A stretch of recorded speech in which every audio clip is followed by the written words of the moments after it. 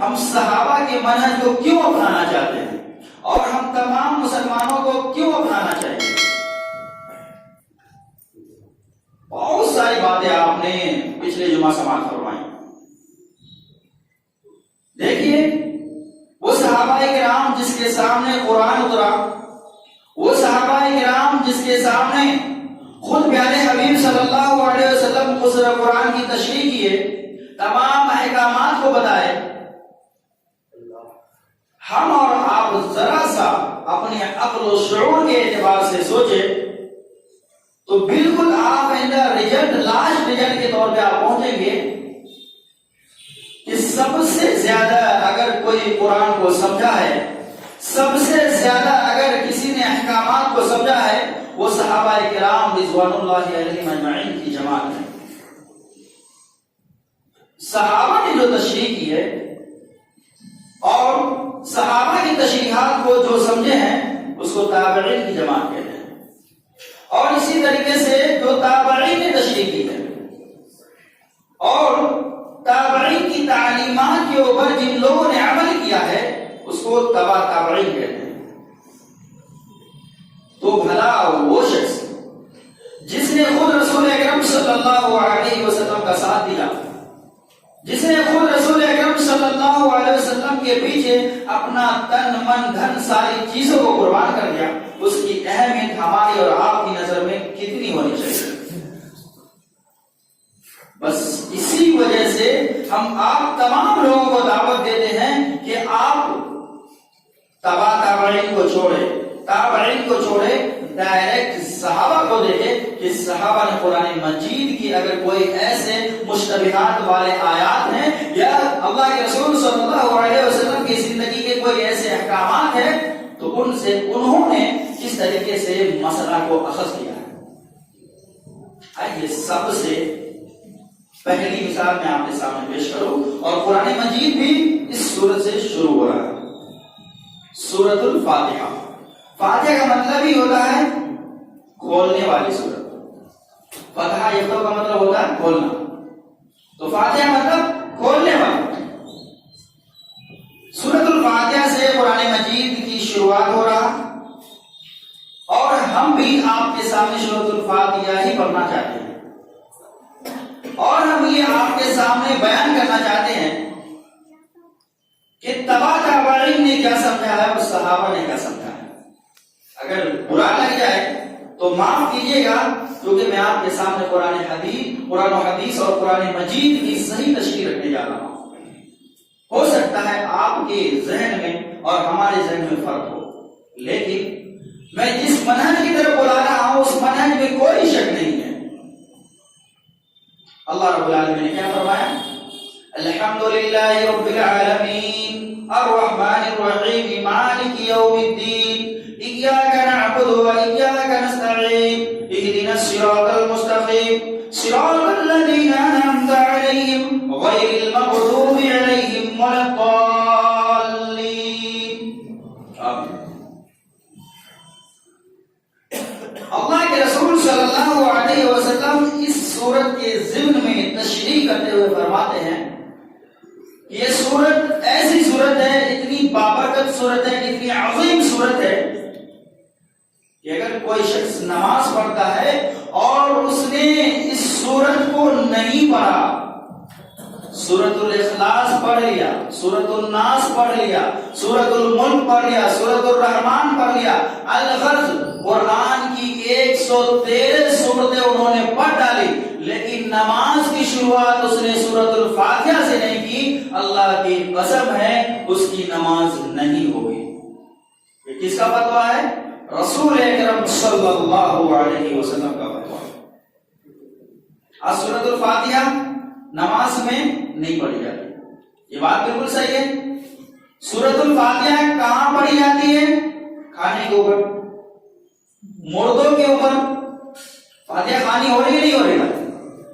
کیا بولتے ہیں؟ مر گیا مردود فاتحہ نہ درود. بھائی صاحب قرآن مجید کو کہاں پڑھنا تھا؟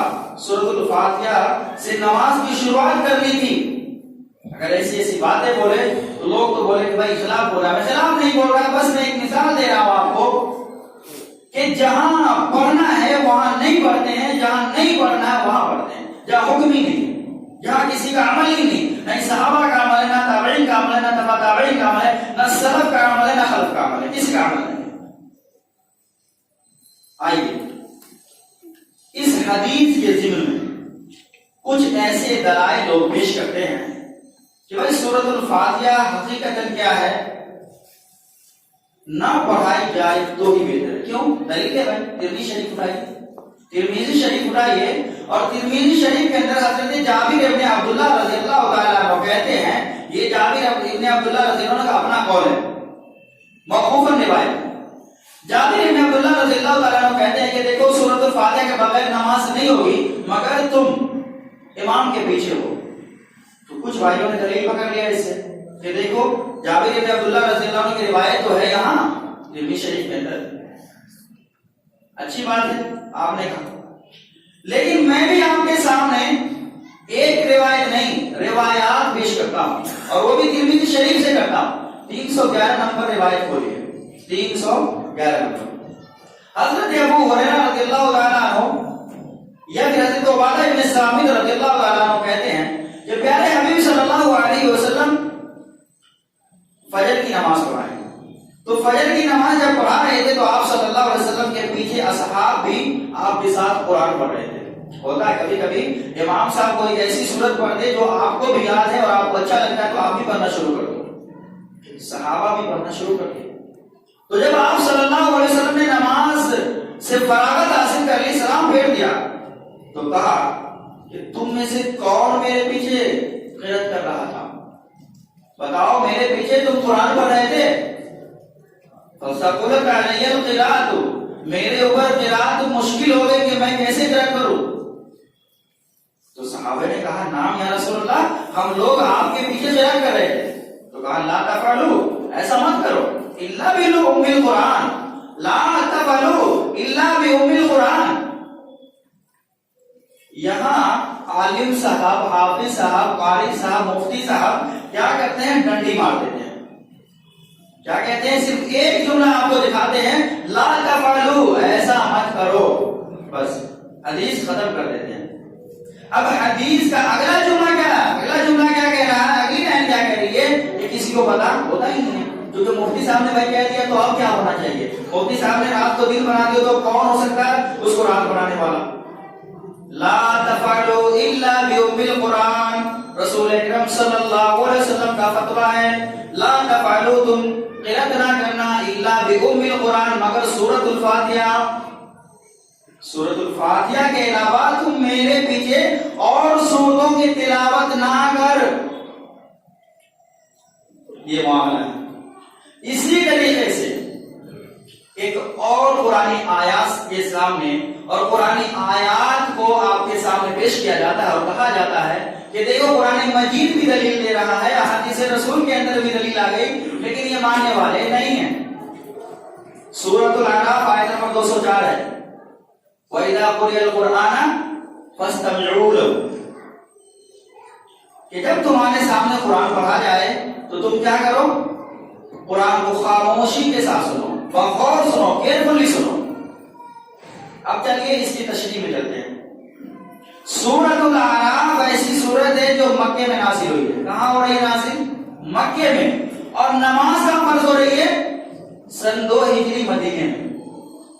سورۃ الاعراف نازل ہوئی مکے میں، جب آپ صلی اللہ علیہ وسلم ابھی ہجرت نہیں کیے تھے تو آپ صلی اللہ علیہ وسلم کے اوپر اس سورت کا نزول ہوا۔ وہاں فرض نماز تھی ہی نہیں، تو بھلا بتائیے اس آیت کا مطلب سن 2 ہجری میں نماز فرض ہو رہی ہے، تو پھر بھلا بتائیے کیسے ہو سکتا ہے کہ یہاں کا اینٹ یہاں کا روڑا مل جائے گا؟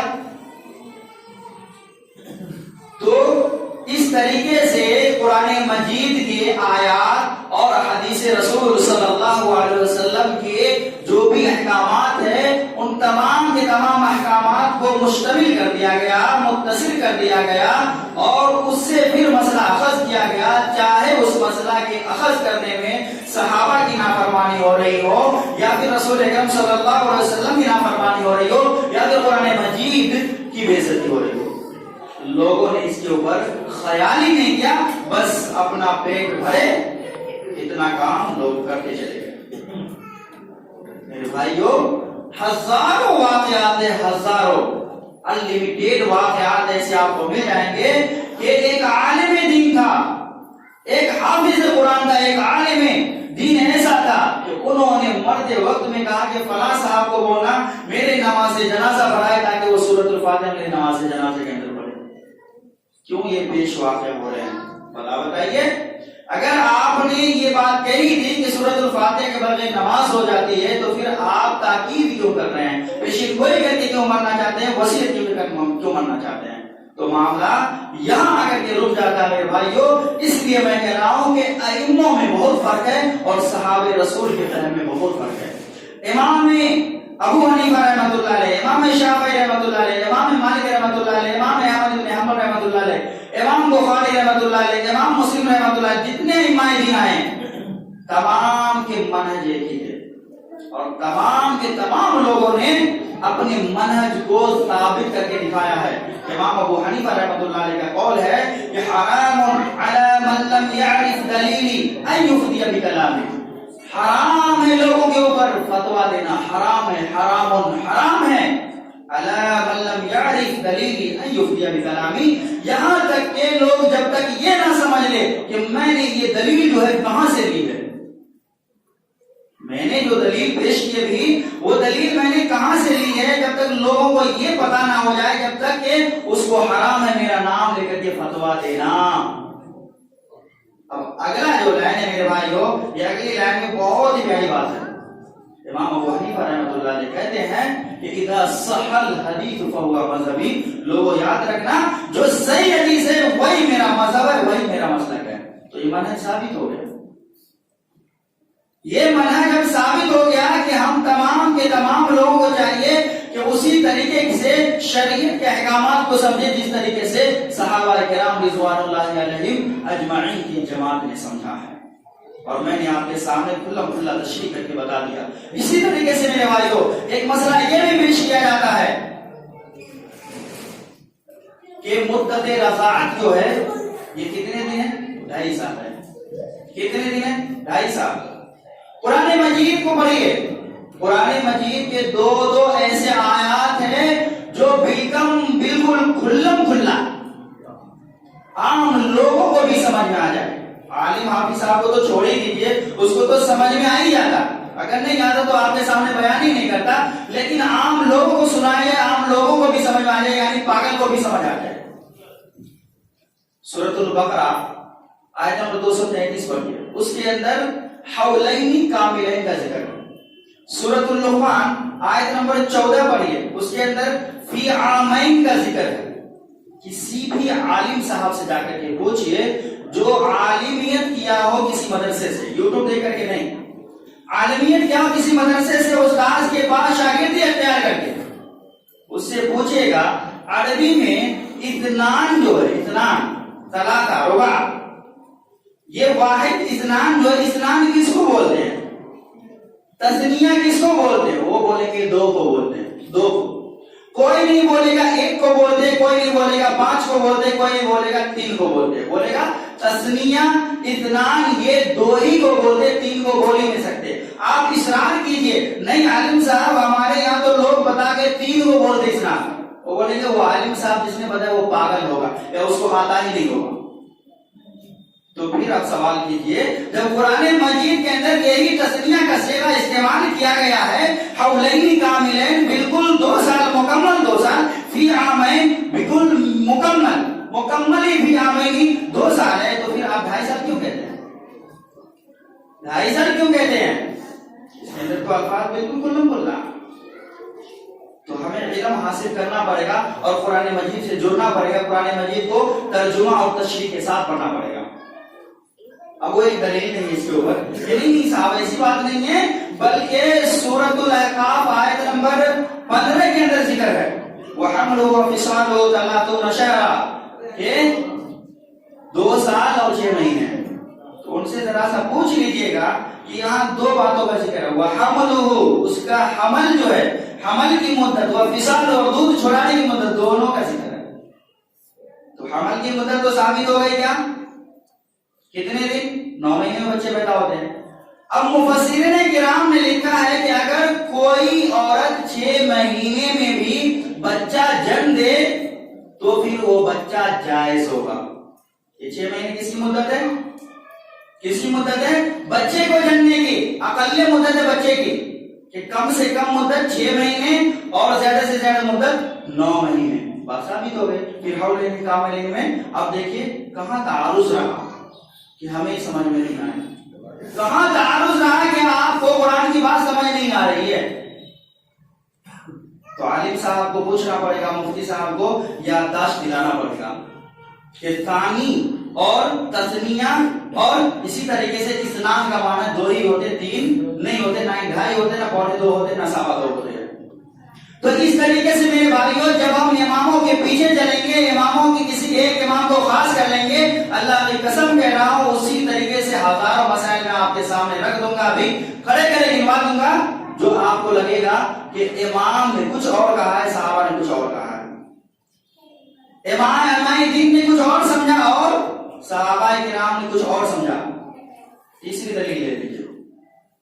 اللہ کے رسول صلی اللہ علیہ وسلم کے دور میں عہد رسالت میں جتنے بھی مسلمان ہوتے تھے، جتنے بھی مسلمان A to Z مسلمانوں کی عورتیں مسجد میں آ کر کے نماز پڑھا کرتی تھی. یہ میں مشہور مسائل پیش کر رہا ہوں تاکہ سارے لوگ سمجھ لیں.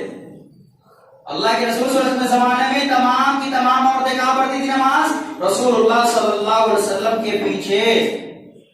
حضرت ابوبکر رضی اللہ تعالی عنہ کا دور گزرا، اس میں بھی آپ مسجد میں آتی تھی تمام عورتیں اور نماز پڑھتی تھی. حضرت عمر رضی اللہ تعالی عنہ کا دور گزرا تو اس کے اوپر ایک الزام بھی لگایا گیا. صحیح سند کے ساتھ کوئی یہ نہیں پیش کر سکتا ہے کہ حضرت عمر رضی اللہ تعالی عنہ نے عورتوں کو براہ راست روک دیا ہو. جو صحیح سند ہے میں وہ بھی آپ کو سنا دوں گا.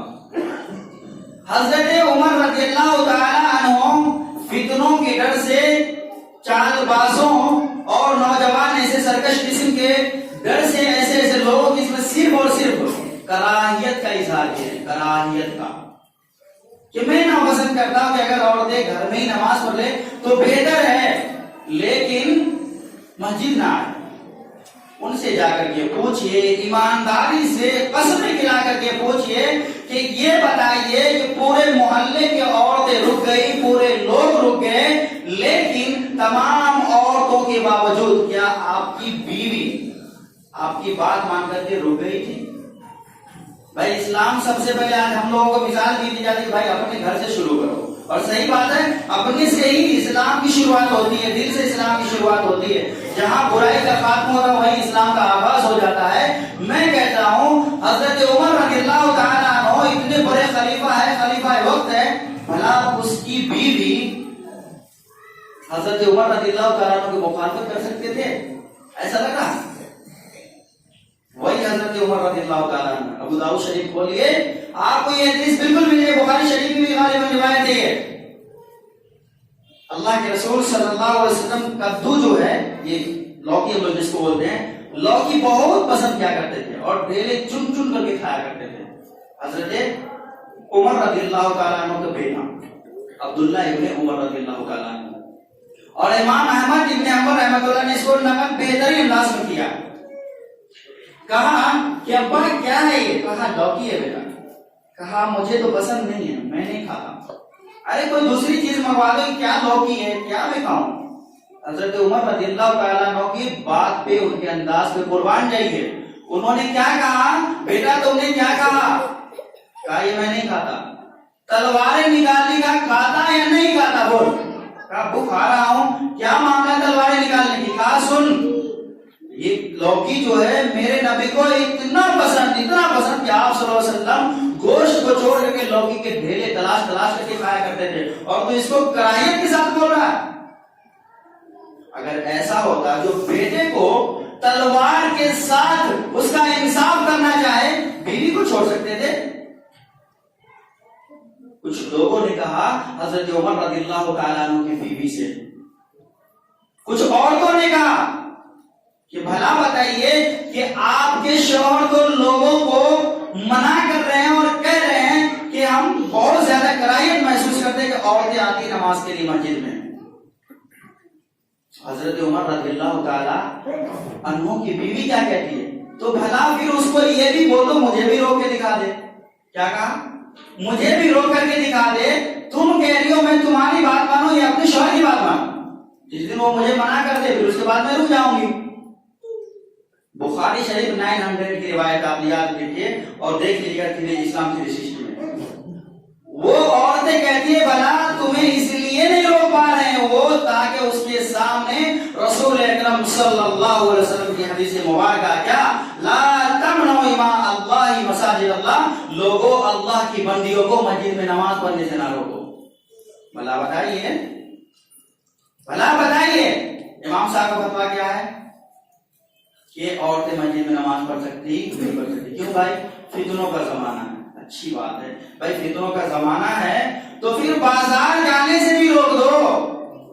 فتنوں کا زمانہ ہے تو مال میں کپڑے خریدنے سے بھی روکو. فتنوں کا زمانہ ہے تو اپنی بچیوں کو اکیلے ٹیوشن جانے سے بھی روکو. غیر مردوں کے ساتھ بیٹھ کر کے پڑھنے سے بھی روکو. آپ شادی خانے میں بے پردہ کھانے پینے سے بھی روکو، جانے سے بھی روکو. صرف مسجد میں آئے تو فتنوں کا زمانہ ہے. بازار میں کوئی فتنہ نہیں ہوتا. مسجد کتنی پیاری جگہ تھی پیارے حبیب صلی اللہ علیہ وسلم کی نظر میں. کہا اللہ رب العالمین کو سب سے زیادہ پسندیدہ اگر کوئی جگہ ہے تو وہ مسجد ہے. سب سے زیادہ ناپسندیدگی کا اظہار کیا اللہ کے رسول نے کہ وہ ایسی جگہ ہے جہاں لوگ خلط ملط ہوتے ہیں، یعنی بازاروں میں. آج ہماری مائیں اور بہنیں ہر جگہ جا رہی ہے درگاہ پہ روزانہ صبح شام کا چکر لگا رہی ہے، اکیلے لگا رہی ہے. وہ بابا صاحب جو بیٹھے ہوئے وہ آپ کی اماں اور آپ کی بہنوں کی کوئی چچا لگیں گے؟ کون محرم ہے؟ اس کا چکر لگانا کوئی معاملہ نہیں ہے. مال میں بازار میں ادھر ادھر ہر جگہ جانا، جماعت کھانے میں مست لپسٹک لگا کے کھانا کوئی حرج نہیں. لیکن جہاں شیطان بھی آئے تو شرم کر کے آئے، جہاں قاتل بھی آئے تو تہذیب کے ساتھ آئے. جو مسجد جہاں اگر کوئی من چلا بھی آئے تو کرتے پاجامہ ٹوپی میں آئے، یعنی تہذیب کے ساتھ آئے، امن کے ساتھ آئے. ہماری ماں اور بہنیں کو وہی نوچا جا رہا ہے اور وہی سے منع کیا جا رہا ہے. میرے بھائیوں، ذرا جو عقل کا تالا لگا ہوا ہے تو اس کو ذرا کھول کر کے دیکھیے گا. آپ کو میں ایک اور روایت سنا دیتا ہوں. 899 نمبر کی روایت ہے، بخاری شریف کی روایت ہے. بخاری شریف کی روایت ہے. میرے کوئی اور حدیث کتاب کی روایت نہیں ہے اور نہ ہی کسی نیوز پیپر سے میں نے پڑھا ہے. حضرت عبداللہ ابن عمر رضی اللہ تعالیٰ عنہ کہتے ہیں کہ پیارے حبیب صلی اللہ علیہ وسلم نے فرمایا اِذَنُوا لِلنِّسَاءِ بِاللَّيْلِ إِلَى الْمَسَاجِدِ، اگر تمہاری عورتیں عشاء کی نماز یعنی رات کی نماز بھی مسجد میں پڑھنا چاہے تو تم مت روکو. کیا کہا اللہ کے رسول نے؟ رات میں بھی لوگ اگر عورتیں مسجد میں آنا چاہے تو آ سکتی ہے. ہم لوگ رات کے دن میں بھی روک دیتے ہیں. میرے بھائیوں، تو ہم یہی آپ کو سمجھانا چاہ رہے ہیں کہ یہ جو عالم صاحب آپ کے سامنے بیان کر رہے ہیں، مفتی صاحب، قاری صاحب، وہ ضروری نہیں ہے کہ وہ ساری کی ساری باتیں آپ کے سامنے صحیح بیان کر رہے ہوں. اللہ ہے کہ جو بالکل سند کے ساتھ، بالکل آیت نمبر حدیث نمبر کے ساتھ بیان ہو رہا ہے تو انشاءاللہ اس کے اندر کوئی شک و شبہ بھی نہیں ہے. لیکن ایسے تمام کے تمام مسائل جس میں قرآن و حدیث میں لوگ ٹکرا کر کے دکھاتے ہیں، ایسے وہ مسائل جس میں لوگوں کو لوگ تفرقہ بازی کر کے دکھاتے ہیں، جماعتیں بنا کر کے دکھاتے ہیں. اللہ کی قسم ہے اسلام ایک ہی ہے، لا الہ الا اللہ محمد رسول اللہ ایک ہی ہے. اللہ بھی ایک ہے، رسول بھی ایک ہے، صحابہ بھی ہوئے، تمام کے تمام ہوئیں گے. اب تمام کے تمام ائمہ جتنے بھی ہم سے پہلے گزر گئے، جتنے بھی، ہم تمام کے تمام ائموں کی عزت کرتے ہیں. تمام کے تمام ائموں کو رحمہ اللہ تعالی کہتے ہیں، رضی اللہ عنہ کہتے ہیں. لیکن یاد رکھیے رسول اکرم صلی اللہ علیہ وسلم کا جو مقام ہے، رسول اکرم صلی اللہ علیہ وسلم کا جو مرتبہ ہے، اسی طریقے سے آپ کے اصحاب کا جو مقام و مرتبہ ہے، کسی کے امام کا نہیں ہو سکتا. یہ ہمارا منہج ہے، یہ ہمارا مسلک ہے، یہی میرا ماننا ہے. میرے بھائیوں، تو میں بلا تفریق تمام مسلکوں سے اوپر اٹھ کر کے میں آپ تمام لوگوں کو یہی دعوت دینا چاہتا ہوں کہ کوئی بھی احکام آپ کو سمجھنا ہو، چاہے چھوٹا سا احکام ہو ہمارے بڑے سے بڑے احکامات ہو، تمام کے تمام احکامات کو ہم صحابہ کے فہم کے سمجھے. انشاءاللہ تبارک و تعالیٰ جتنے بھی تفرقہ بازیاں ہیں، جتنے بھی جھگڑے ہیں، جتنے بھی جنگ و جدال ہے امت کے اندر، انشاءاللہ تمام کے تمام جنگ و جدال کا خاتمہ ہو جائے گا. اللہ رب العالمین سے دعا کیجیے اللہ رب العالمین ہم تمام لوگ تمام تر مذکورہ باتوں کو سمجھنے کی توفیق عطا فرمائے. اللہ رب العالمین ہم تمام کے تمام لوگ قرآن و سنت پر جمع کر دے. آمین. سبحان رب العزت عما یصفون وسلام علی المرسلین والحمد للہ.